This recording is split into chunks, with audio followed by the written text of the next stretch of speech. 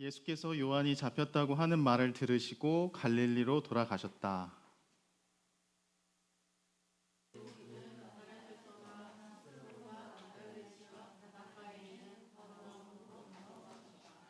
이것은 예언자 이사야를 시켜서 하신 말씀을 이루시려는 것이었다.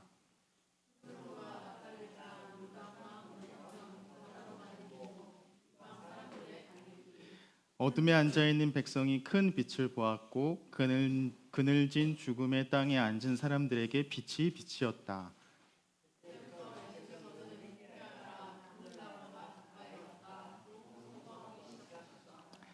예수께서 갈릴리 바닷가를 걸어가시다가 두 형제 베드로라는 시몬과 그의 형제가 아닌 안드레가 그물을 던지고 있는 것을 보셨다.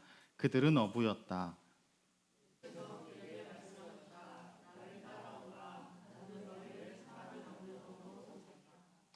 그들은 곧 그물을 버리고 예수를 따라갔다.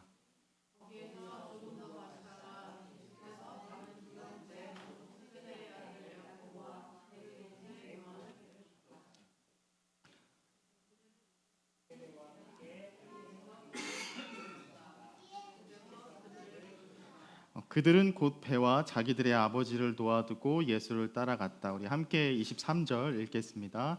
예수께서 온 갈릴리를 두루 다니시면서 그들의 회당에서 가르치며 하늘나라의 복음을 선포하며 백성 가운데서 모든 질병과 아픔을 고쳐 주셨다. 아멘.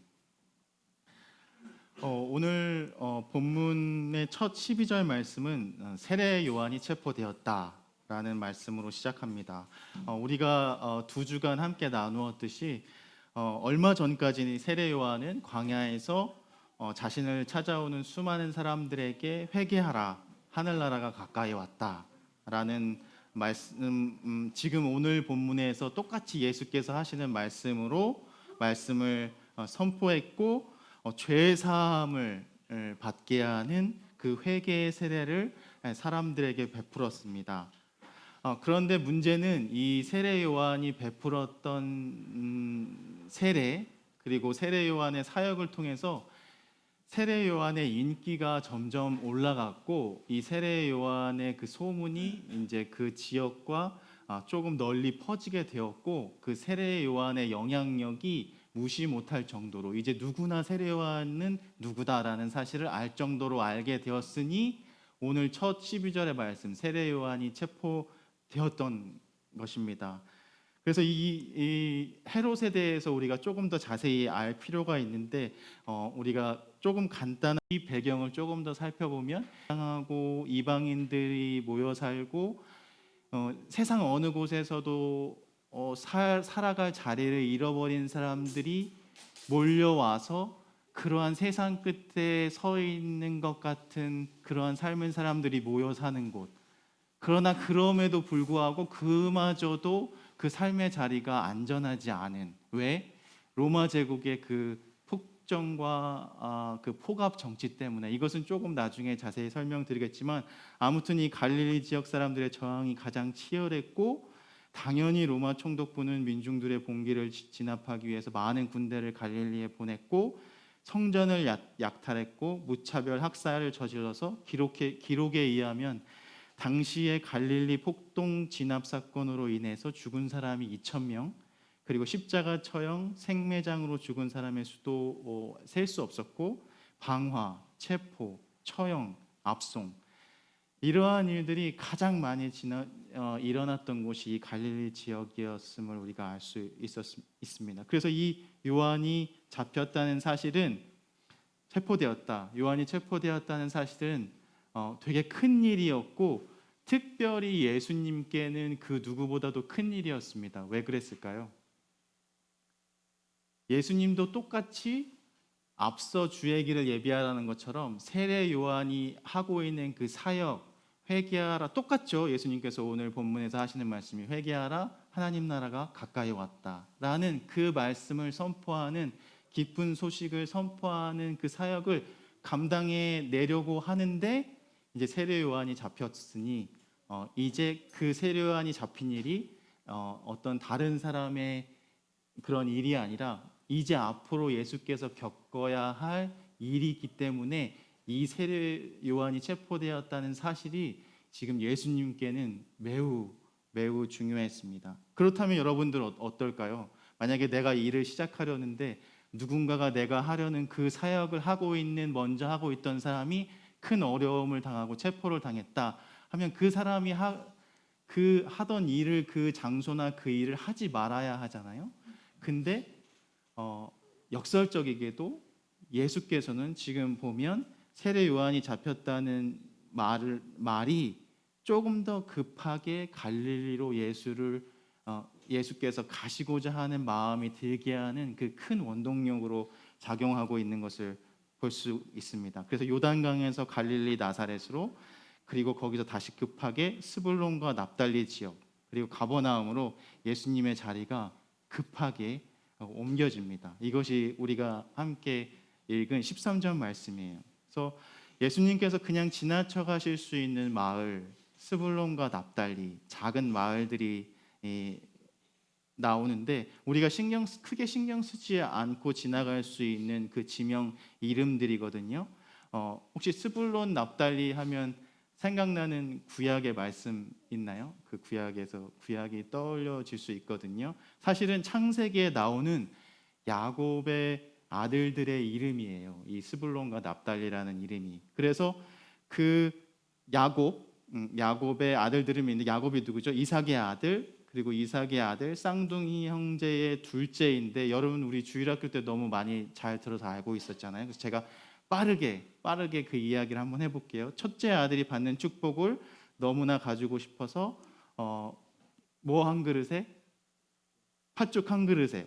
우리 금인이, 네, 팥죽 한 그릇에 형 에서로부터 그 장자권을 사버리고 그 위에 당연히 자신을 죽이려는 그 형의 위협을 피해 도망가는 신세가 되고, 그래서 고향을 떠나서 그 멀리 떨어진 밧단 아람의 삼촌의 집에까지 피신하게 되고, 그곳에서 이제 러브 스토리가 시작되잖아요. 어떤 러브 스토리죠?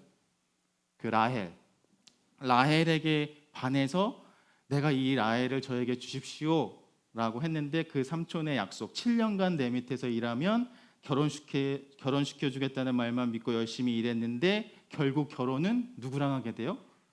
그 언니인 레아랑 하게 되고, 그래서 약속을 어기고 이 레아와 결혼하게 한 삼촌 라반이 한 번 더 거래를 제안하고, 다시 7년 일하면 내가 진짜 라헬과 결혼하게 해줄게. 우리 같으면 어때요? 이제는 한 번 속지 두 번은 안 속는다 할 만도 한데, 그것을 또 받아들여서 7년이 지난 후에 14년이 걸린 다음에 밧단 아람의 땅에서 고향으로 돌아와 살게 되는데, 어쨌든 일부 다처제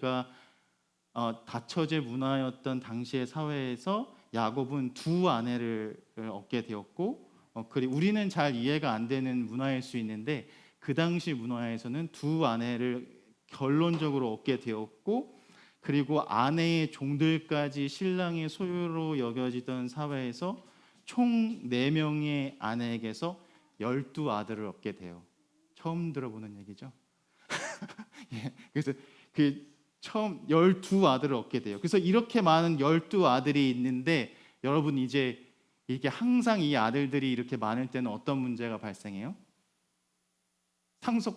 이 상속권의 문제가 발생하잖아요. 그래서 제가 이 얘기를 하려고 이 야곱의 이야기를 한 거예요. 이렇게 많은 어느 열둘들이 모두 똑같은 대우를 받지 못했습니다. 그래서 오늘 본문에 나오는 지명 스불론은 이 레아의 넷째 아들이었고, 그러니까 첫째, 둘째, 셋째도 아니고 넷째 아들이었으니까 어느 정도의 위치였는지 알 수 있죠. 그리고 납달리는 14년 만에 얻은 아헬의 몸종 빌하에게서 얻은 아들의 이름이 이 납달리예요. 그러니까 스불론과 납달리 지역이 그냥 우리가 스쳐 지나갈 수 있는 그 지명인데, 그 역사를 조금 살펴보면 이런 역사를 가지고 있는 지명이었고, 중요한 것은 나중에 이 야곱의 12아들이 땅을 상속받을 때에 이 스불론과 납달리 지역을 상속받아서 살게 되어서 그 지역의 이름이 된 것인데, 좋은 땅이 아니라 넷째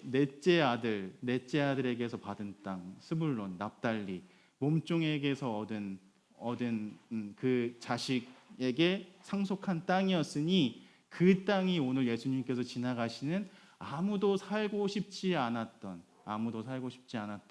그 변두리에 마치 이방인들과 떠돌이들이 모여서 살던 곳이, 그래서 그런 것이 요즘 우리가 살고 있는 세상에 어떤 곳일까 한번 생각해 보기는 했거든요. 여러분도 한번 생각해 보면 좋을 것 같아요. 어쨌든 중요한 것은 이 지역이 한과 서름과 아픔이 많았던 그런 지역이었다는 것. 그래서 오늘 말씀 본문에 이 스불론과 납달리를 그래서 흑암이 깃든 곳, 사망과 그늘의 땅이라고 표현하고 있어요. 그래서 이 역사가 좀 재밌어요. 그래서 유대 전쟁사라는 책도 있거든요. 그래서 유대 전쟁사를 보면 이 갈릴리 지역이 마치 우리나라 전라도 지역에 한이 많은 지역이라고 하잖아요. 그래서 너무 이렇게 항상 소외받고 아픔 많고 상처당하고 힘 많은 그 통치자들에 의해서 빼앗기고 수탈당하고 조금 잘 살만하면 세금으로 다 걷어가고 이래서 정말 먹고 살기 힘들다라는 그런 한숨이 항상 터져 나오던 그런 비극의 땅, 슬픔과 아픈 이야기는 모두 모여 있는 그러한 땅이었습니다. 그런데 더 중요한 것은 오늘 말씀에 이것이 끝이 아니라 이 스불론과 납달리 땅, 갈릴리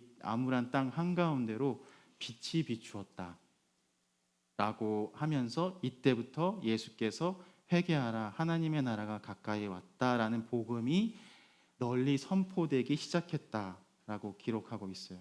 그래서 제가 생각할 땐 마태복음을 기록한 저자가 우리에게 지금 하고 싶은 이야기는 바로 이것인 것 같아요. 그래서 이제 예수 그리스도의 그 큰 빛이 이 어둠의 삶을 살아가고 있는 우리에게 비추었습니다.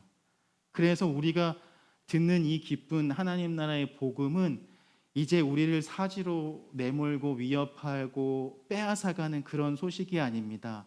우리가 간절히 기다리던 그 메시아 예수 그리스도, 그 예수 그리스도께서 우리에게 비추시는 그 빛으로 말미암아 우리의 삶에 이제 소망과 위로와 회복의 그 기쁜 소식이 비출 것입니다라는 그 이사야서에서 너무나도 잘 알고 있던 구약의 말씀을 끌어와서 지금 그 빛이 우리에게 비추었다.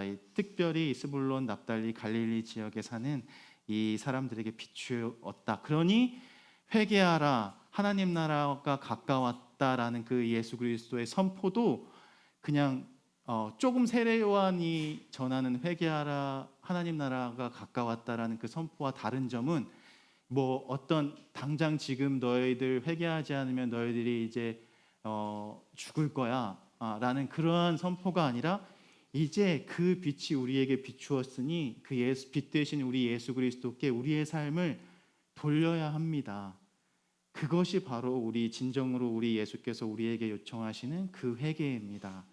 우리가 하나님의 심판이 무서워서 우리가 하나님께 우리의 삶을 향하는 것이 아닙니다 라는 그러한 신앙 고백이에요. 이 마태복음 기자의. 그러니까 우리도 마찬가지잖아요.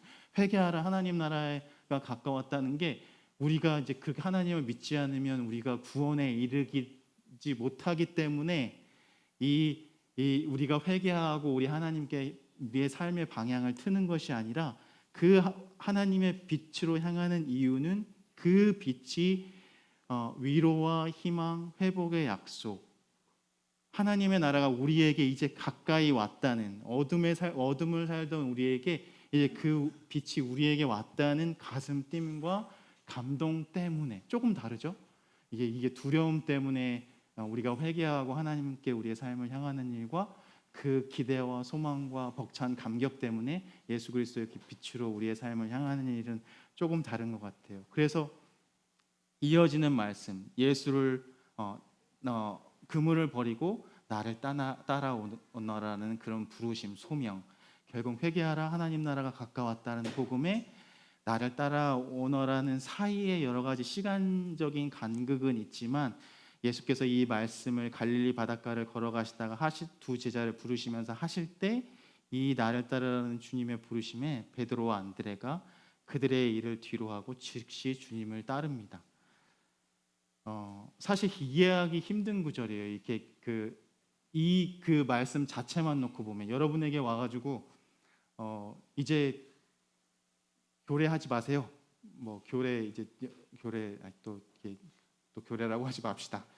뭐 우리가 살아가고 있는 삶의 자리들 있잖아요. 그 삶의 자리들 이제 직장 그만두세요. 하고 있는 일이 무엇이든지 그거 내려두세요.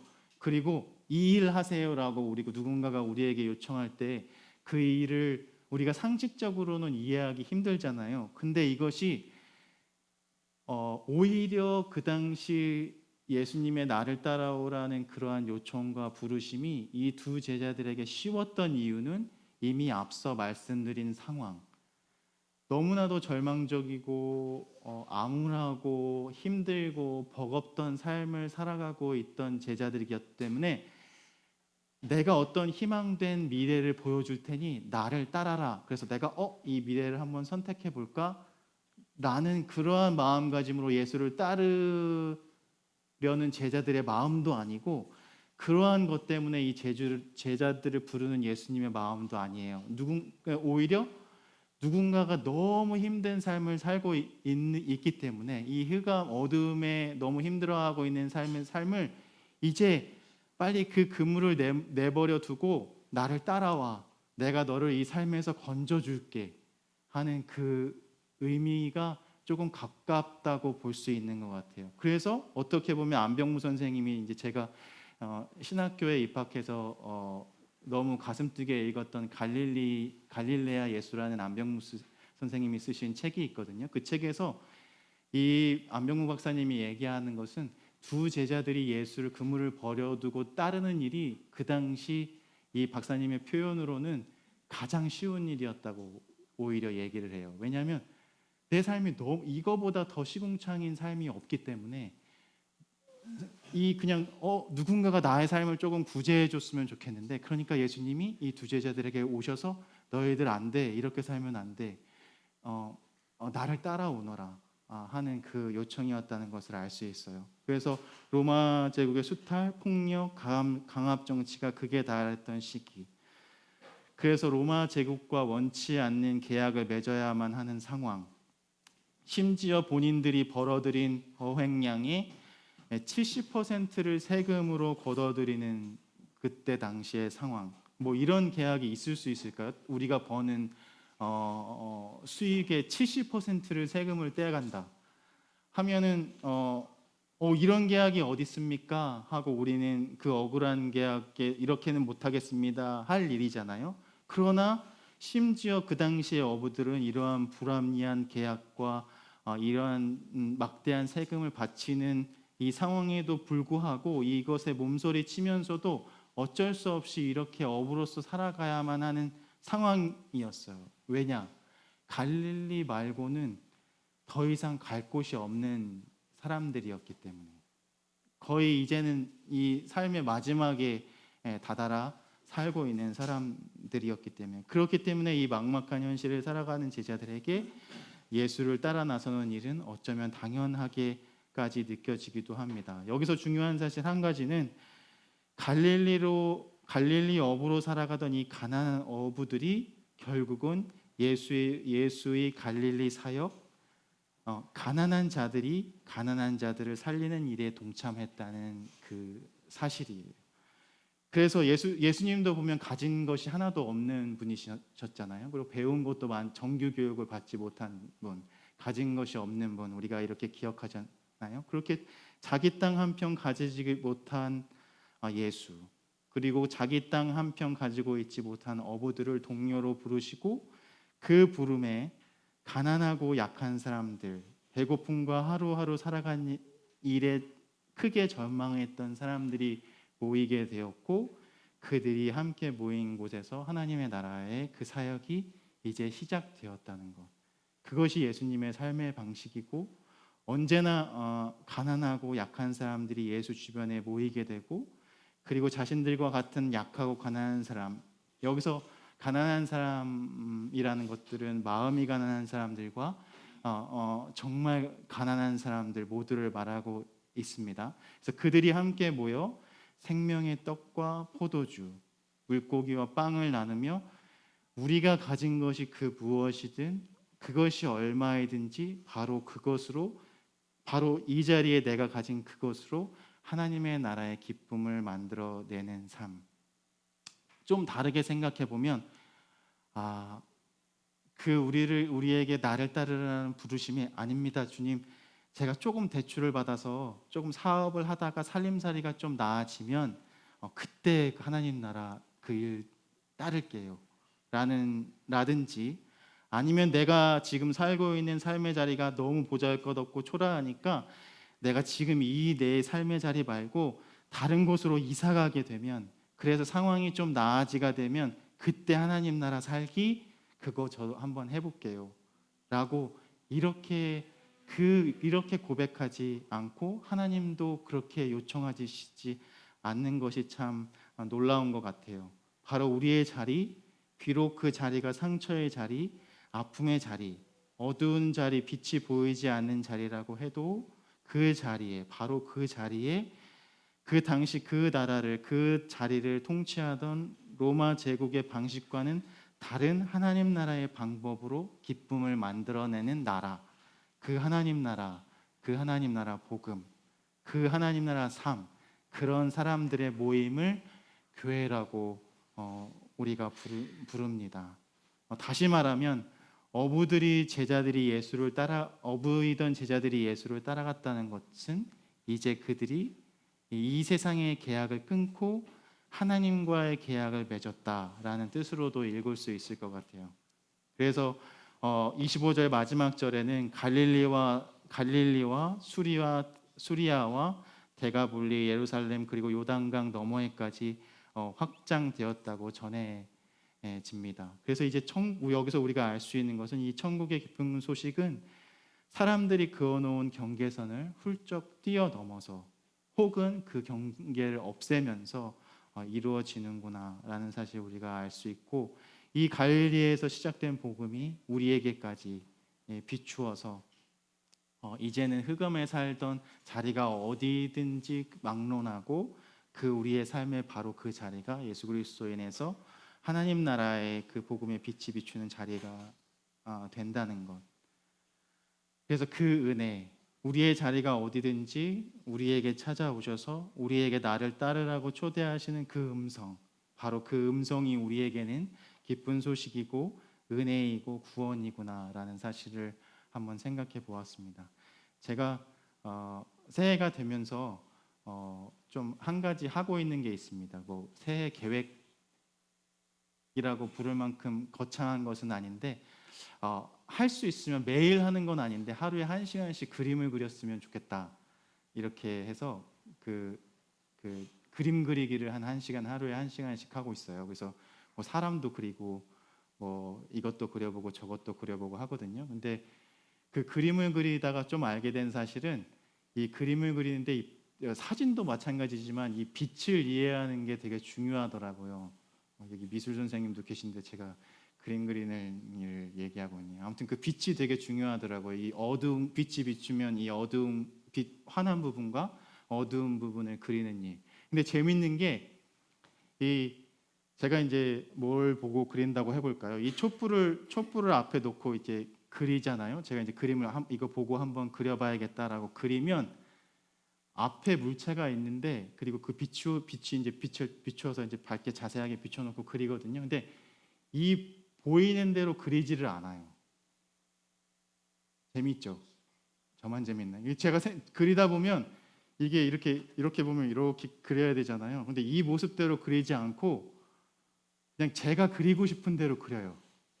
그래서 사람도 뭐 사람 캐릭터의 얼굴이 있으면 보통 이렇게 머리가 이렇게 있으면 그거를 좀 정확하게 쉽지는 않지만 따라 그리려고 노력을 해야 되는데 저렇게 생겼구나 하고 이미 제 머릿속에는 저의 생각이 있어요. 그래서 그대로 그려요. 그러니까 이렇게 비교해 놓고 보면 그림이 어떻겠어요? 같지가 않아요. 그래서 이렇게 내가 그리려고 하는 거랑 왜 다르지? 그래서 제가 그 도서관에서 책을 빌려서 찾아봤어요. 근데 그림 그리는 데 있어서 가장 중요한 일이 있는 그대로 사실 그대로 있는 그대로 보고 그리는 거더라고요. 그게 사실은 그게 되게 중요한 일이었더라고요. 그래서 예를 들면 제가 이제 들은 이야기예요. 이건 들은 이야기인데 미술학원에서 자 우리들 본인 자화상 얼굴 한번 그려볼까요? 라고 이렇게 그림을 그리면 뭐 여러 가지 이제 아이들의 반응이 여러 가지래요. 어떤 아이들은 이제 이렇게 뭐 이렇게 그리는 아이들도 저렇게 그리는기도 하는데 어떤 아이들은 너무 잘생기게 그려 놓는다거나 내 얼굴이 이런데 이제 사진을 보고 그리잖아요. 나는 이렇게 생기지 않았어. 일단 부정하는 거예요. 이게 나는 이렇게 생기지 않았어.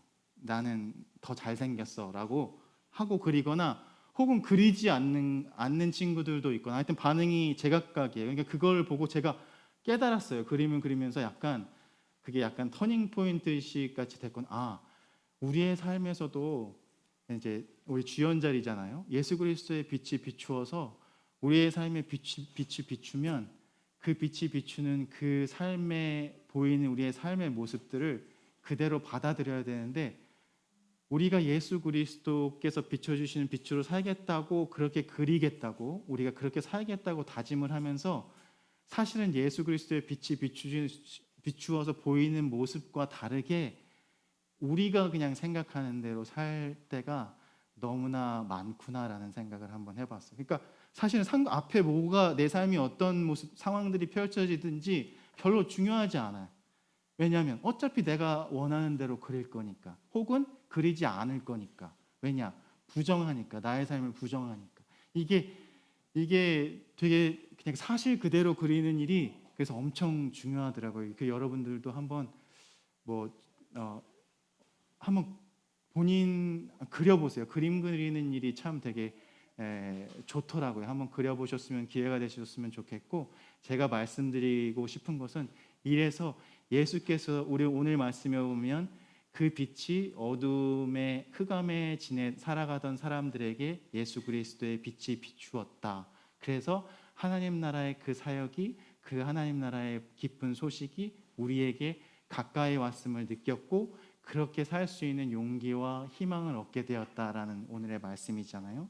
그래서 우리도 우리의 삶의 자리가 어떤지는 저는 잘 모르겠어요. 우리의 삶의 자리가 어두울 수도 있고 다행히 그렇지 않을 수도 있지만 그 자리가 어디든지 예수 그리스도께서 빛으로 오셔서 결국 예수 그리스도께서 우리에게 비춰주신 빛으로 나를 잘 들여볼 수 있게 되고 나와 관계된 나의 주변의 사람들, 나와 관계하고 있는 사람들을 잘 볼 수 있게 되고 그리고 그 관계된 사람들을 그대로 보는 그 솔직함으로 살아가는 것이 우리 하나님께서 원하시는 그 하나님 나라를 향해 가는 그 길에 어떻게 보면 그 시작점에서 가져볼 수 있는 그 마음가짐이 아닐까 이런 생각을 해보았거든요. 그래서 바라고 소망하기는 우리에게 오늘 이 시간 우리가 처한 그 자리에 찾아오셔서 우리를 초대하시는 그 음성, 그 기쁜 소식에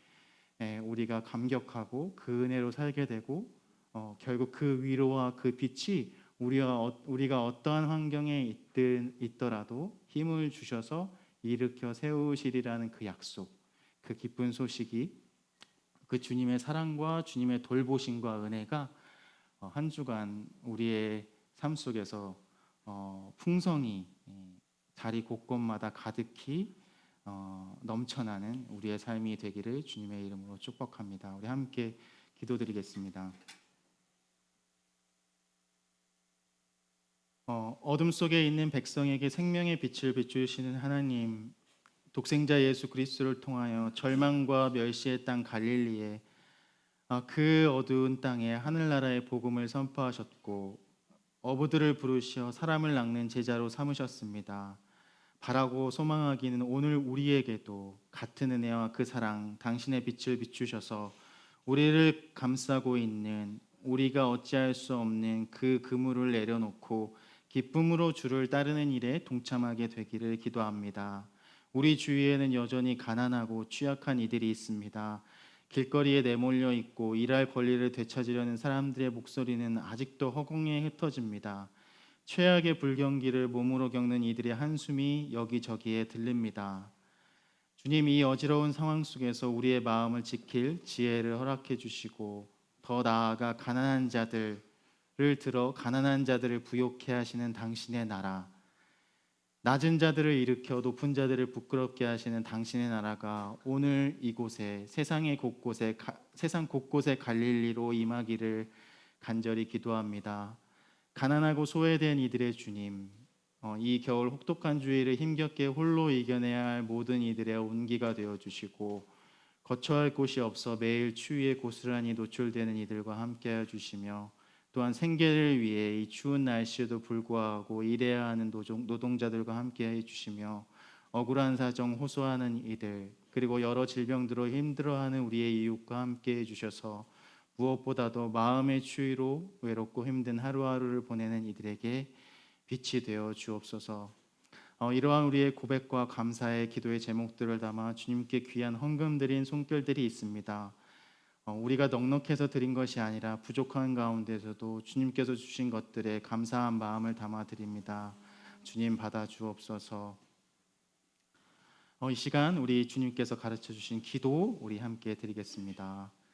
하늘에 계신 우리 아버지여, 이름이 거룩히 여김을 받으시오며 나라가 임하시오며 뜻이 하늘에서 이루어진 것 같이 땅에서도 이루어지이다.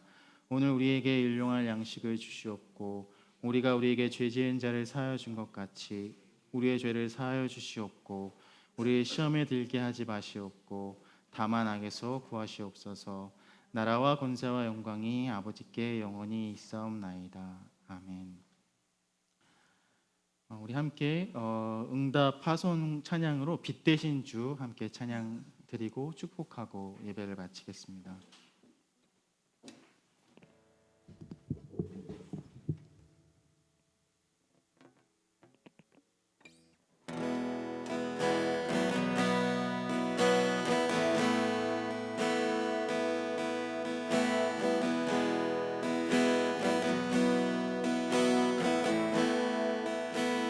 대신 주 빛 되신 주 어둠 가운데 주사 내 눈 보게 하셨네.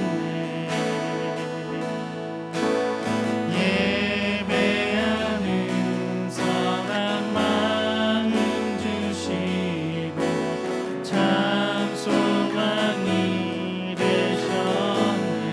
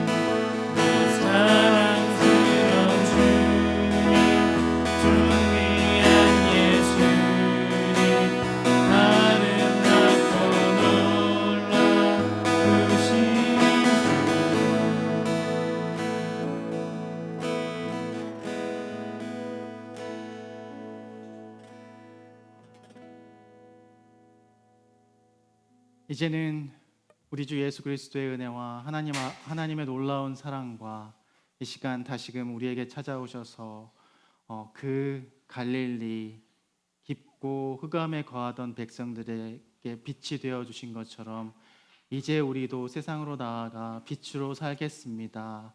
우리가 어둠이었지만 이제 더 이상 어두움으로 살지 않고 예수 그리스도께서 비춰주시는 빛으로 하나님 나라의 그 복음의 기쁜 소식이 되겠습니다. 고백하며 나아가는 우리 이음의 식구들, 그리고 우리 가정 일터, 그리고 기도 제목들 위해 지금부터 영원토록 함께 하시기를 간절히 축원하옵나이다.